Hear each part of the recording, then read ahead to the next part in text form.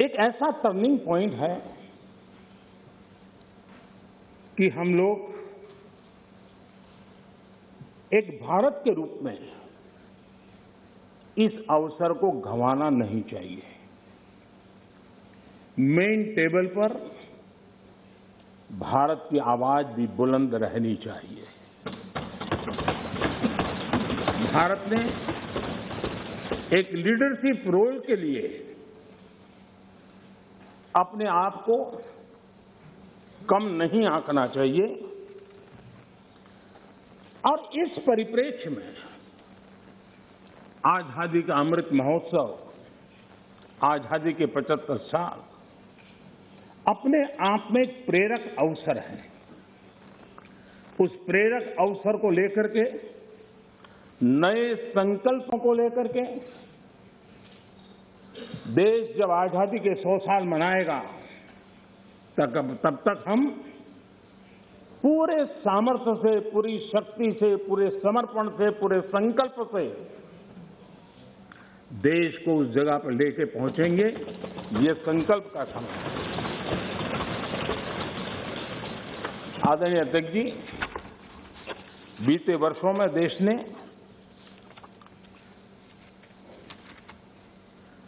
कई क्षेत्रों में, मूलभूत व्यवस्थाओं में बहुत मजबूती का अनुभव किया है और बहुत मजबूती के साथ हम आगे बढ़े हैं। प्रधानमंत्री आवास योजना, गरीबों को रहने के लिए घर हो, ये कार्यक्रम तो लंबे समय से चला है, लेकिन जो गति, जो व्यापकता, विशालता, विविधता उसने उसमें स्थान पाया, उसके कारण आज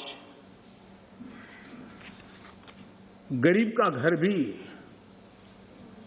लाखों से भी ज्यादा कीमत का बन रहा है। और एक प्रकार से जो भी पक्का घर पाता है वो गरीब आज लखपति की श्रेणी में भी आ जाता है। कौन हिंदुस्तानी होगा जिसको इस बात को सुनकर के गर्व न हो कि आज देश के गरीब से गरीब के घर में शौचालय बना है। आज खुले में शौच से देश के गांव भी मुक्त हुए हैं। कौन खुश नहीं है? कौन खुश है?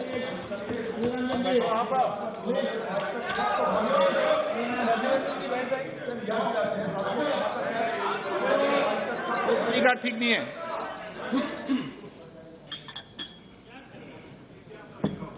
हो गया? प्लीज, मैं बैठने के लिए तैयार हूं। आप बोलिए। नहीं, प्लीज अजय जी। आपको धन्यवाद करके शुरू करूं। बहुत बहुत धन्यवाद।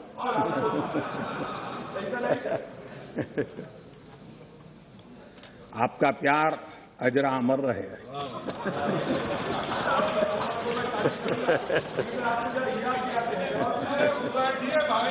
Please please please.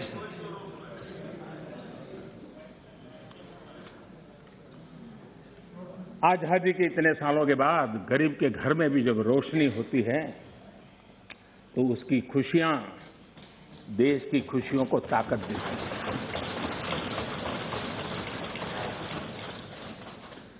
चूल्हे के धुएं से जलती हुई आंखों के साथ काम करने वाली मां को, गरीब मां को, और जिस देश में घर में गैस कनेक्शन हो, यह स्टेटस सिंबल बन चुका था, उस देश में गरीब के घर में गैस का कनेक्शन हो, धुएं वाले चूल्हे से मुक्ति हो, तो उसका आनंद कुछ और ही होता है। हमारी माताएं बहनें उनका पूरा प्लीज दादा, प्लीज बैठिए। आपको मैंने पर्याप्त मौका दिया, तरीका ठीक नहीं है।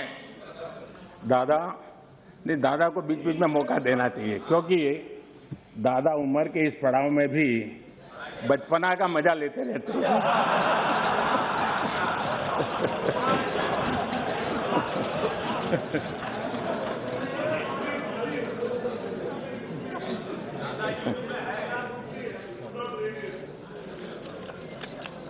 आज गरीब का बैंक में अपना खाता हो, आज बैंक जहां गए बिना गरीब भी अपने टेलीफोन से बैंक के खाते का उपयोग करता हो, सरकार के द्वारा दिए गई राशि सीधी डायरेक्ट बेनिफिट ट्रांसफर के तहत उसके खाते में पहुंचती हो, ये सब अगर आप जमीन से जुड़े हुए होते, अगर आप जनता के बीच में रहते होते तो जरूर ये चीजें नजर आती, दिखाई देता। लेकिन दुर्भाग्य ये है कि आप में से बहुत लोग ऐसे हैं जिनके सुई कांटा 2014 में अटका हुआ है और उससे वो बाहर ही निकल नहीं पाते हैं, और उसका नतीजा भी आपको भुगतना पड़ा है। आपने जो अपने आप को एक ऐसी मानसिक अवस्था में बांध के रखा है, देश की जनता आपको पहचान गई है, कुछ लोग पहले पहचान गए, कुछ लोग देर से पहचान गए और कुछ लोग आने वाले समय में पहचानने वाले हैं। अब देखिए, आप जब इतना सारा लंबा उपदेश देते हैं तब भूल जाते हैं 50 साल तक कभी आपने भी देश में यहां बैठने का सौभाग्य प्राप्त किया था।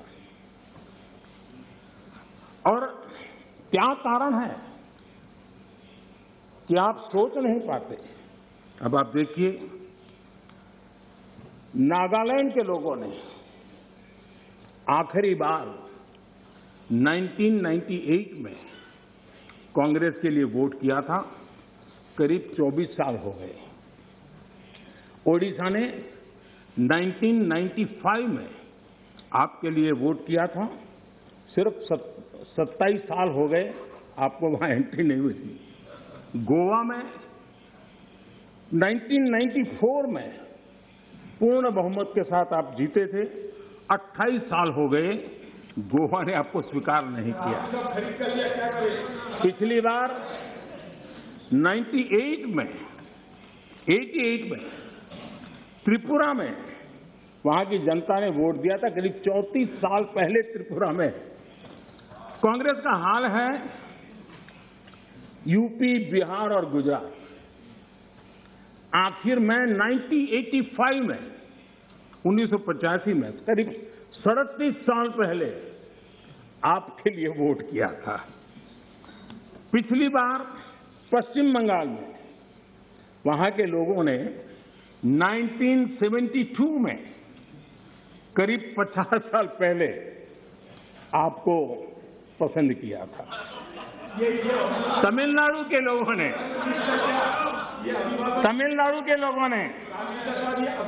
प्लीज तमिलनाडु, मैं इसके लिए सहमत हूं। कागज लेके बाद में बोल लेना। अगर आप उस मर्यादा का पालन करते और इस जगह का उपयोग न करते, और बड़ा दुर्भाग्य है देश का कि सदन जैसी पवित्र जगह देश के लिए काम आनी चाहिए, उसको दल के लिए काम में लेने का जो प्रयास हो रहा है, और उसके कारण जवाब देना हमारी मजबूरी बन जाती है।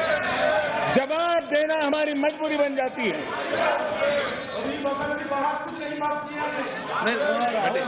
माननीय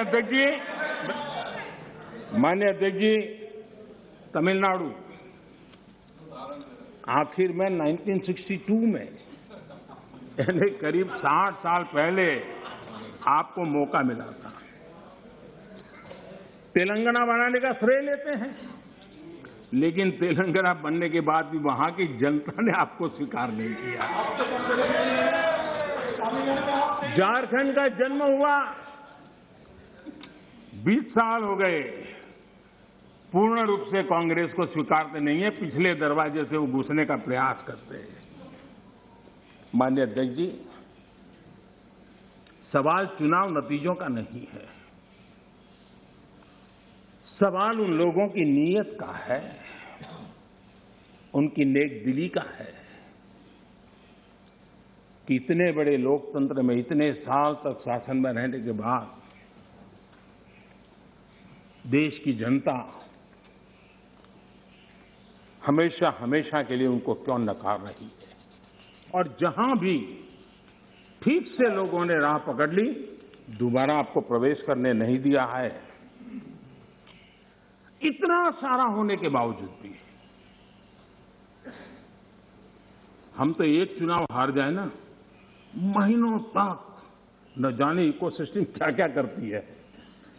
इतना सारा पराजय होने के बावजूद भी न आपका अहंकार जाता है, न आपकी इकोसिस्टम आपके अहंकार को जाने देती है।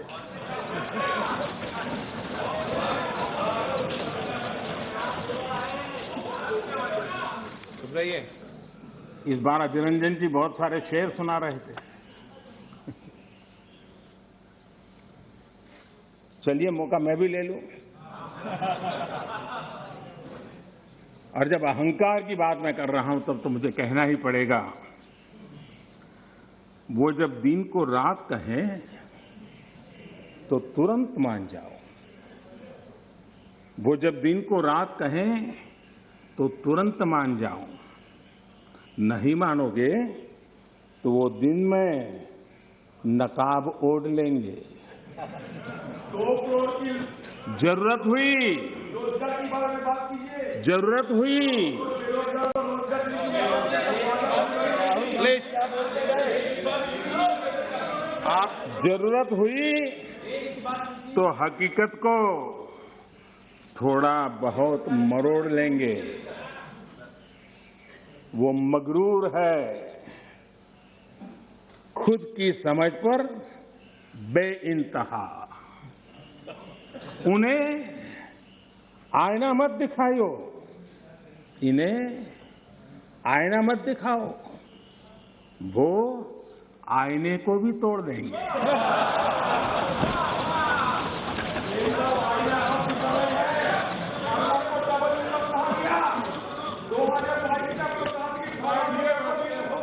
Please please please please please. आदरणीय अध्यक्ष जी, आजादी का अमृत महोत्सव, आजादी के 75 वर्ष में आज देश आजादी का अमृत महोत्सव मना रहा है और देश अमृत काल में प्रवेश कर रहा है। आजादी की इस लड़ाई में जिन जिन लोगों ने योगदान किया, वो किसी दल के थे या नहीं थे, इन सब से परे उठ करके देश के लिए जीने मरने वाले लोग, देश के लिए जवानी खपाने वाले लोग, ये हर किसी को स्मरण करने का, पुण्य स्मरण करने का अवसर है और उनके सपनों को याद करते हुए कुछ संकल्प लेने का अवसर है। आदरणीय अध्यक्ष जी, हम सब संस्कार से, स्वभाव से, व्यवस्था से लोकतंत्र के प्रतिबद्ध लोग हैं और आज से नहीं, सदियों से हैं। लेकिन ये भी सही है, आलोचना ये जीवंत लोकतंत्र का एक आभूषण है। लेकिन अंध विरोध ये लोकतंत्र का अनादर है। सबका प्रयास, इस भावना से भारत ने जो कुछ हासिल किया है, अच्छा होता उसे खुले मन से स्वीकार किया गया होता, उसका स्वागत किया होता। इस कोरोना कालखंड में भी हमारे किसानों ने रिकॉर्ड पैदावार की, सरकार ने रिकॉर्ड खरीदी की।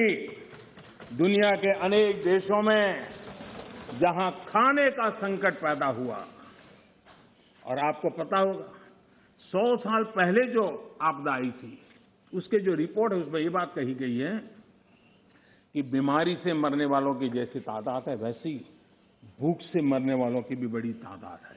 उस समय के 100 साल पहले की रिपोर्ट में है। इस देश ने किसी को भूख से मरने नहीं दिया। 80 करोड़ से अधिक देशवासियों को मुफ्त राशन उपलब्ध कराया और आज भी करा रहे हैं।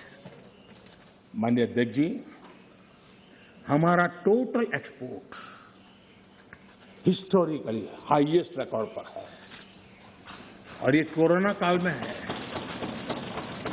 कृषि एक्सपोर्ट ऐतिहासिक रूप से टॉप पर पहुंचा है। सॉफ्टवेयर एक्सपोर्ट नई ऊंचाई तरफ बढ़ रहा है। मोबाइल फोन एक्सपोर्ट अभूतपूर्व वृद्धि हुई है। डिफेंस एक्सपोर्ट, कईयों को परेशानी हो रही है। ये आत्मनिर्भर भारत का कमाल है कि आज देश डिफेंस एक्सपोर्ट में भी अपनी पहचान बना रहा है। एफडीआई और एफपीआई, माननीय अध्यक्ष जी,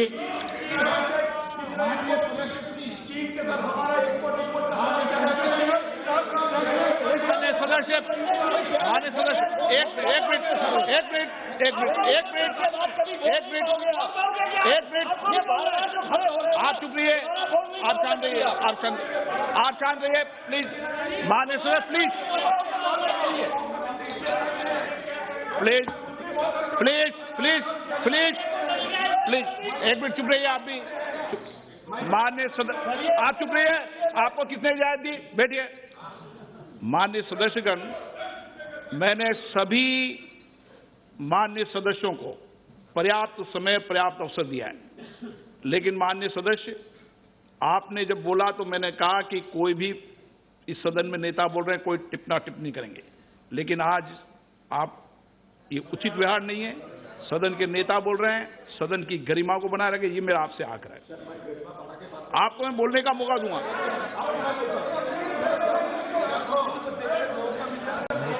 ठीक है, आप बैठिए, आपको मौका नहीं दिया मैंने। माननीय प्रधानमंत्री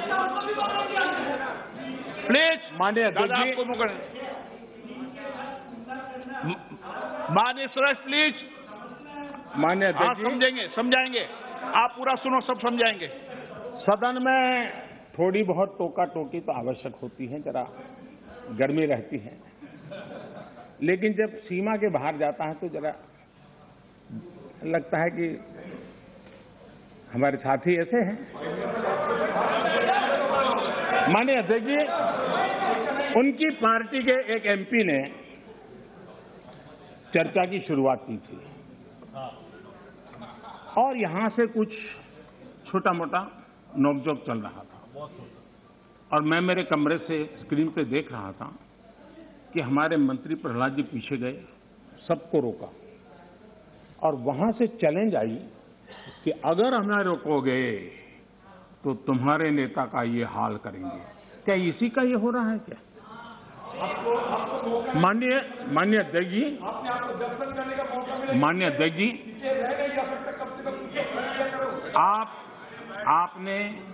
आपको अब हर एक को अपना सीआर सुधारने की कोशिश तो करनी चाहिए और मैं मानता हूं जितना किया है उससे आपका सीआर ठीक हो गया है। जिन लोगों को रजिस्टर करना है आपके इस पराक्रम को कर लिया है, जी ज्यादा क्यों कर रहे हो? इस सत्र में तो कोई आपको नहीं निकालेगा, विश्वास करो।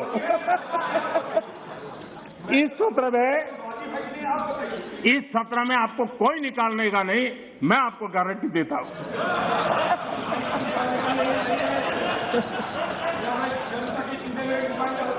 ठीक है, इस जगह से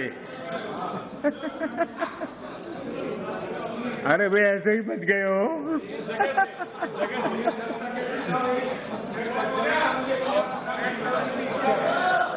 माननीय अध्यक्ष जी, एफडीआई और एफपीआई का रिकॉर्ड निवेश आज भारत में हो रहा है।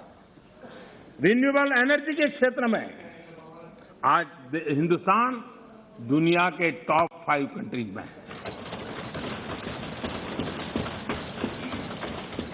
माननीय अध्यक्ष जी, ये सब इसलिए संभव हुआ है कि कोरोना काल में इतना बड़ा संकट सामने होने के बावजूद भी अपने कर्तव्य को निभाते हुए इस संकट के काल में देश को बचाना है तो रिफॉर्म जरूरी थी, और हमने वो जो रिफॉर्म किए उसका परिणाम है कि आज हम इस तरीके से स्थिति पर आगे पहुंचे। माननीय अध्यक्ष जी, एमएसएमई सदस्य प्लीज सहित आप बैठिए। हर उद्योग को गलत तरीका है आपका। जरूरी सपोर्ट दी, बैठिए, ऐसे नहीं चलेगा। नियमों को, प्रक्रियाओं को सरल किया।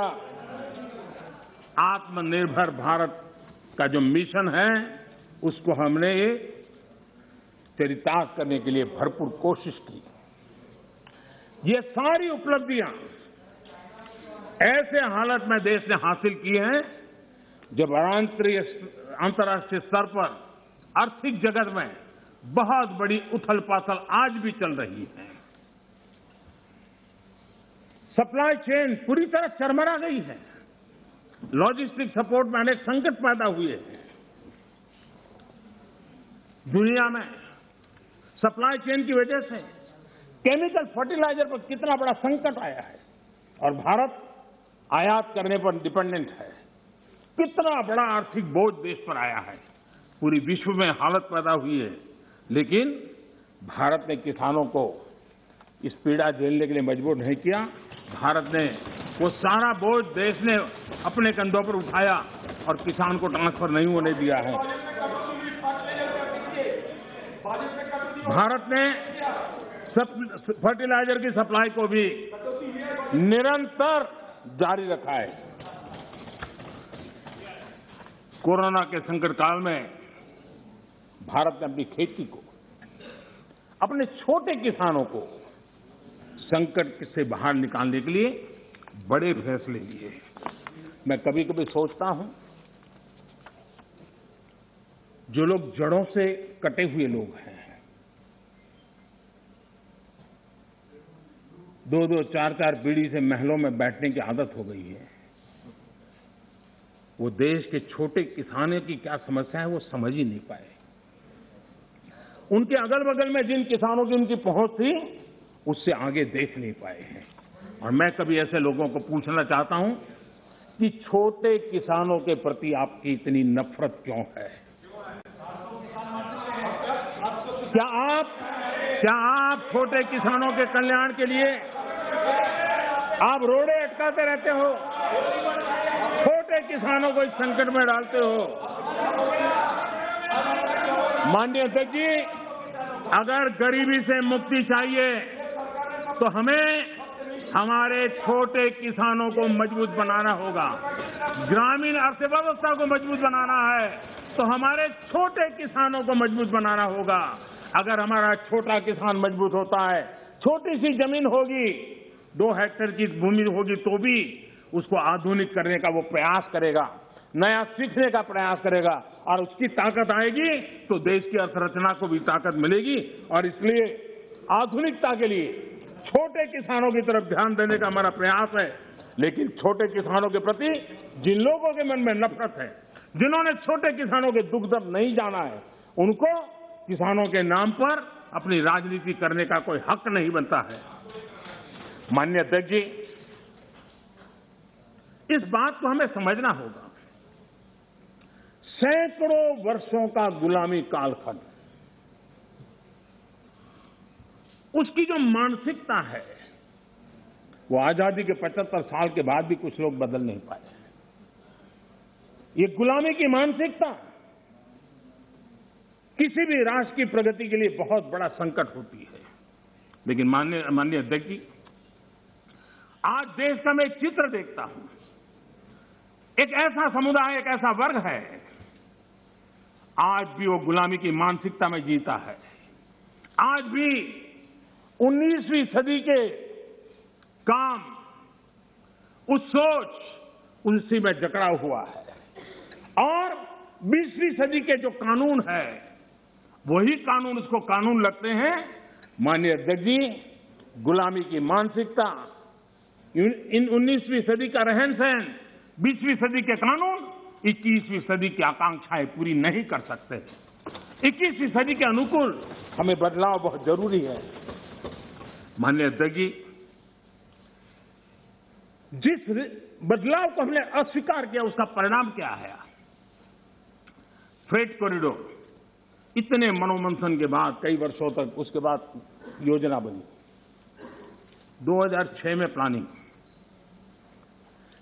2006 से 2014 तक का उसका हाल देखिए। 2014 के बाद उसकी तेजी आई। यूपी में सरयू नहर परियोजना 70 के दशक में शुरू हुई, 70 दशक में, और उसकी लागत 100 गुना बढ़ गई। हमारे आने के बाद हमने उस काम को पूरा किया। ये कैसी सोच है, क्या तरीके हैं? यूपी का अर्जुन डैम परियोजना 2009 में शुरू हुई, 2017 तक 1/3 खर्चा हुआ।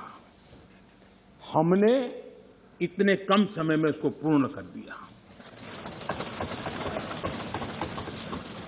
अगर कांग्रेस के पास इतनी सत्ता थी, इतने सालों तक सत्ता थी, तो 4 धाम को वो ऑल वेदर सड़कों में परिवर्तित कर सकते थे, जोड़ सकते थे, लेकिन नहीं किया।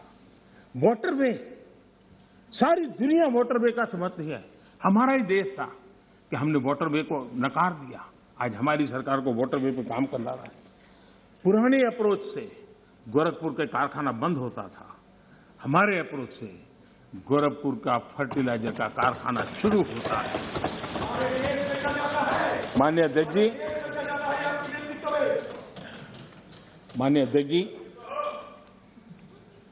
ये लोग ऐसे हैं जो जमीन से कटे हुए हैं, उसके कारण उनके लिए फाइल की मूवमेंट,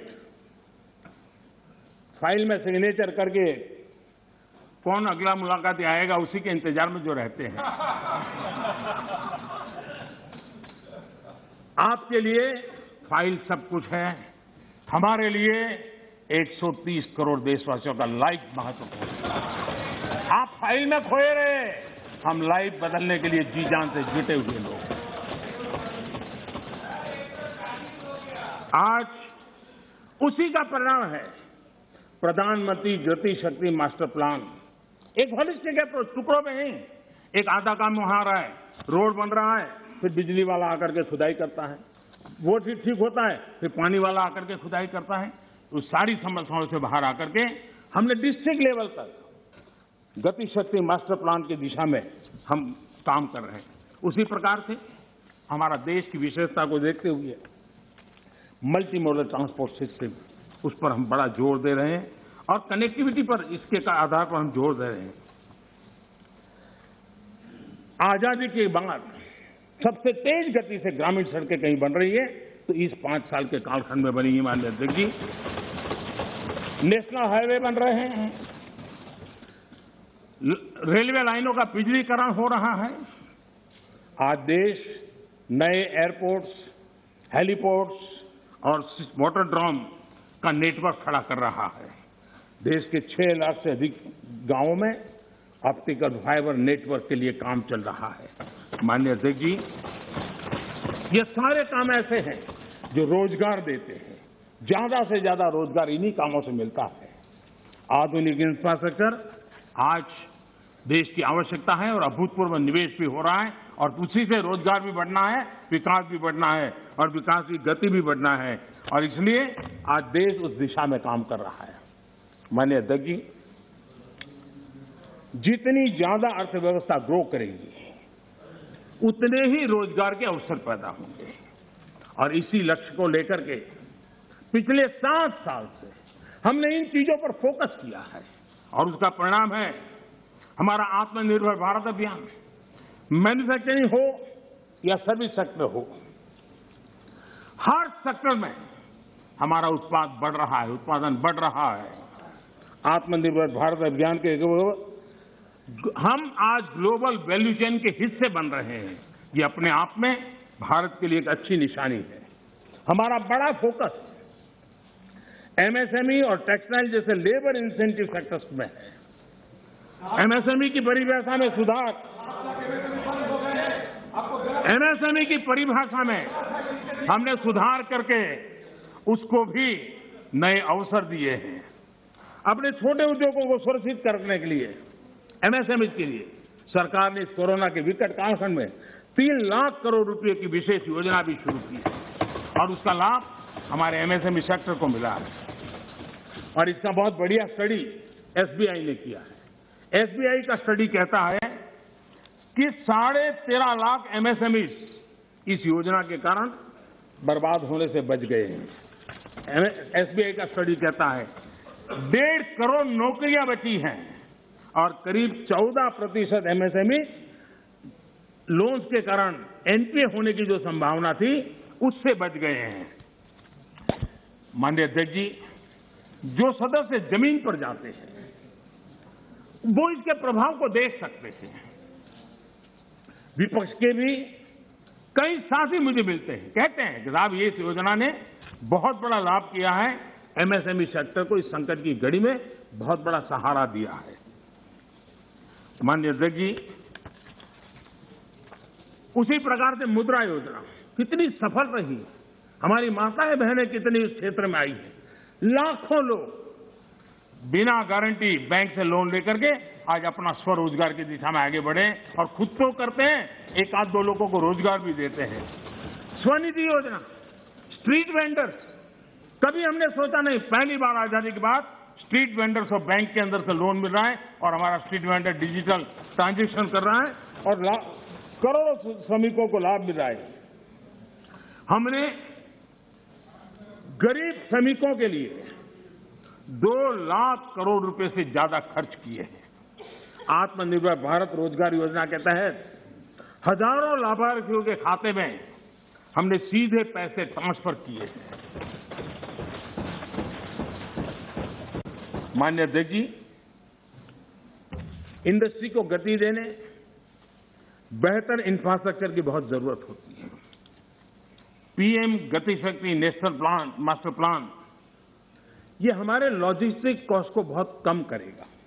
उसके कारण देश में भी माल सस्ते में पहुंच पाएगा और एक्सपोर्ट करने वाले लोग भी दुनिया के साथ कंपटीशन कर पाएंगे और इसलिए पीएम गति शक्ति प्लान आने वाले दिनों में बहुत लाभकारक होने वाला है। माननीय अध्यक्ष जी, सरकार ने एक और बड़ा काम किया है। नए क्षेत्रों को, एंटरप्रेन्योर्स को, उसके लिए हमने ओपन कर दिया है। आत्मनिर्भर भारत योजना के तहत स्पेस, डिफेंस, ड्रोन्स, माइनिंग को प्राइवेट सेक्टर को आज देश के विकास में भागीदार बनने के लिए हमने निमंत्रित किया है। देश में एंटरप्रेन्योर्स के लिए बेहतर माहौल बनाने के लिए सिंपल टैक्स सिस्टम की शुरुआत, हजारों कंप्लायंसेज हमारे देश में आदत ऐसी हुई, हर डिपार्टमेंट ये लाओ, वो लाओ, ये कागज लाओ, वो नाम लाओ, वो सारा करीब 25,000 कंप्लायंसेज हमने खत्म किए हैं। आज मैं तो राज्यों से भी आग्रह करूंगा कि वे भी ढूंढ के ऐसे कंप्लायंसेज खत्म करें। देश के नागरिकों को परेशानी हो रही है, उसको समझे हम लोग। आज देश में इस प्रकार के बैरियर्स हटाए जा रहे हैं। डोमेस्टिक इंडस्ट्री को लेवल प्ले फील्ड देने के लिए एक के बाद एक कदम हम उठाते जा रहे हैं। माननीय अध्यक्ष जी, आज देश उस पुरानी अवधारणा से बाहर निकल रहा है। हमारे देश में सोच बन गई कि सरकार ही भाग्य विधाता है, तुम्हें सरकार पर ही निर्भर रहना पड़ेगा, तुम्हारी आशा अपेक्षाएं कोई पूरी नहीं कर सकता है, सरकार ही करेगी, सब कुछ सरकार देगी। ये हम लोगों ने इतना ईगो पाल के रखा था और उसके कारण देश के सामर्थ्य को भी चोट पहुंची है। और इसलिए सामान्य युवा के सपने, युवा कौशल, उसके रास्ते हम नए सिरे से सोचना शुरू किया। सब कुछ सरकार करती है ऐसा नहीं है, देशवासियों की ताकत अनेक गुना ज्यादा होती है। वो सामर्थ्य के साथ अगर संकल्प के साथ जुड़ जाते हैं तो परिणाम मिलता है। आप देखिए 2014 के पहले हमारे देश में सिर्फ 500 स्टार्टअप थे। जब अवसर दिया जाता है देश के नौजवानों को तो क्या परिणाम आता है। इन 7 साल में 2014 के पहले 500 स्टार्टअप, इस 7 साल में 60,000 स्टार्टअप इस देश में काम कर रहे हैं। ये मेरे देश के युवाओं की ताकत है और उसमें यूनिकॉर्न बन रहे हैं और एक एक यूनिकॉर्न यानी हजारों करोड़ की उसकी वैल्यू तय हो जाती है। माननीय अध्यक्ष जी, और बहुत ही कम समय में भारत के यूनिकॉर्न सेंचुरी बनाने की दिशा में आगे बढ़ रहे हैं। ये बहुत बड़ा अचीवमेंट। हजारों करोड़ की कंपनी बनने में पहले दशकों लग जाते थे। आज हमारे नौजवानों की ताकत है, सरकार की नीतियों के कारण साल 2 साल के अंदर हजारों करोड़ के कारोबार को उनके आसपास वो देख पा रहे हैं। आज माननीय अध्यक्ष जी, हम स्टार्टअप्स, यूनिकॉर्न्स में इस मामले में दुनिया में टॉप 3 में पहुंच गए हैं। कौन हिंदुस्तानी होगा जिसको गर्व नहीं होगा जी? लेकिन ऐसे समय इस सरकार का अंत विरोध करने की जिनको आदत लग गई है, सुबह सुबह शुरू हो जाते हैं। और यहां मैंने देखा, हमारे अजय रंजन जी कह रहे थे, क्या रखा है, मोदी मोदी मोदी मोदी करते रहते हो, है यही कर रहे थे। हाँ, बोले साहब लोग मोदी मोदी मोदी बोल रहे हैं, आप क्यों बोल रहे हैं?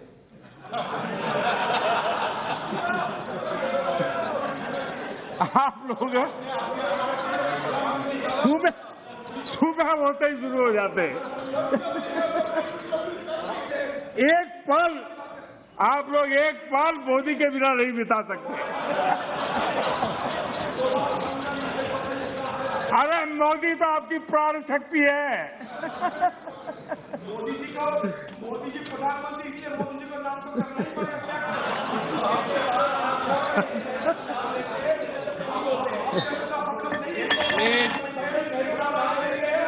तो एक बोल रहे हैं ना, माननीय अध्यक्ष जी, चलो बैठिए।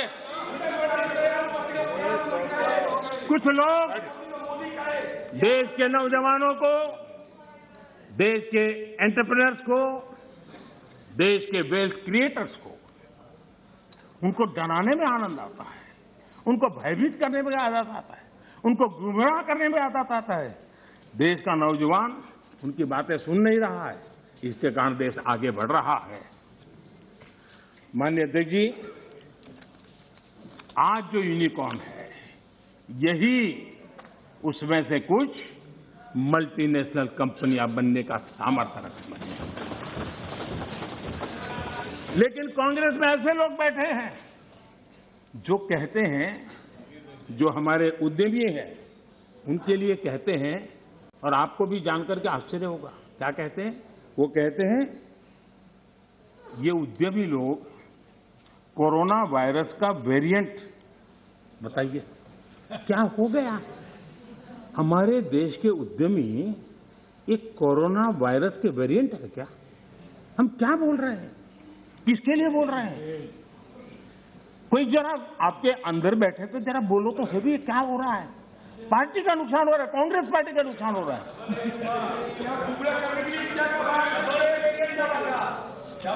माननीय अध्यक्ष जी, जो इतिहास के जो लोग इतिहास से सबक नहीं लेते हैं, वो इतिहास में खो जाते हैं। माननीय अध्यक्ष जी, ये मैं इसलिए कह रहा हूं, जरा 60 से 80 का दायका, 60 से 80 का दायका, उनके सभी प्रमुख लोग उसमें आ जाते हैं जो देश का नेतृत्व करते थे। उस कालखंड की बात कर रहा हूं। 60 से 80 के दशक में क्या नैरेटिव होता था? कांग्रेस के ही सत्ता साथी, कांग्रेस के साथ रहकर के सुख भोगने वाले लोग, ये वही लोग पंडित नेहरू जी की सरकार को और श्रीमती इंदिरा गांधी जी की सरकार को क्या कहते थे? ये तो टाटा बिरला की सरकार है। तो राष्ट्रपति के अभिभाषण पर अभी आप प्रधानमंत्री नरेंद्र मोदी को लोकसभा में सुन रहे हैं। अब बजट पर विपक्ष के सवालों के बेबाक जवाब प्रधानमंत्री नरेंद्र मोदी लोकसभा में दे रहे हैं।